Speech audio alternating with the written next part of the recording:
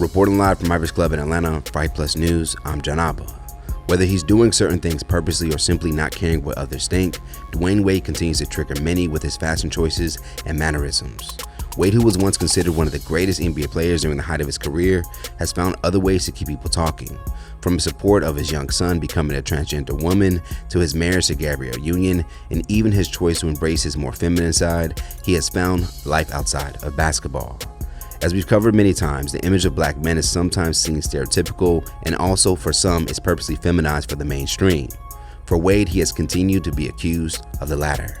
At their new photo shoot for Chase Bank's Sapphire Reserve initiative, Wade would release a series of photos promoting the service. Now, over on his Instagram page, he would be seen carrying a large version of their card that at glance for many was seen as a woman's clutch purse.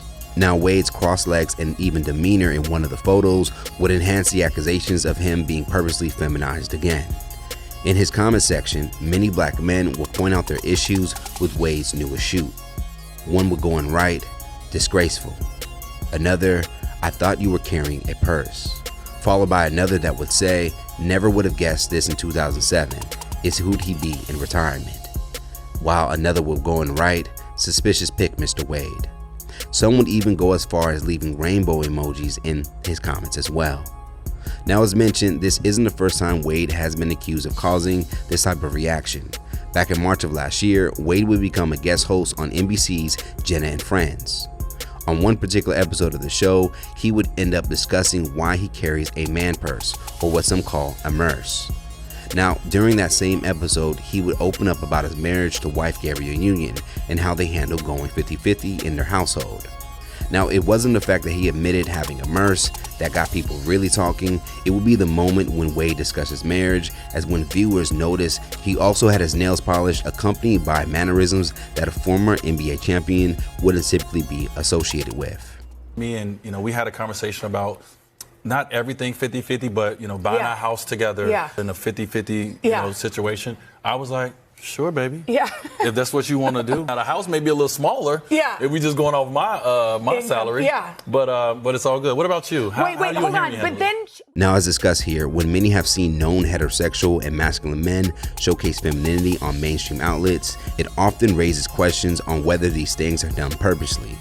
We've seen this recently with Jonathan Majors, who at the height of his career was known for his muscular figure, would find himself in an all-pink outfit with a questionable pose for a magazine cover.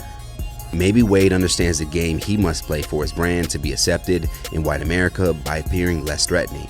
Did you know that according to a report in 2008, 60% of retired NBA players go broke within 5 years after leaving the league?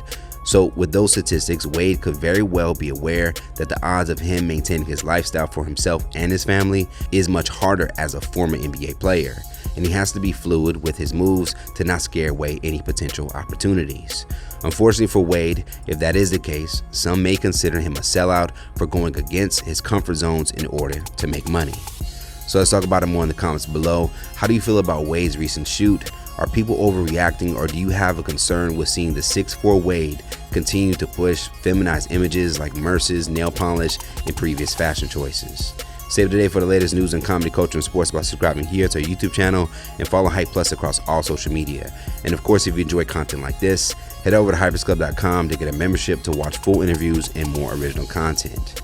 Reporting live from Hyper's Club in Atlanta for Hype Plus News, I'm Dwyane.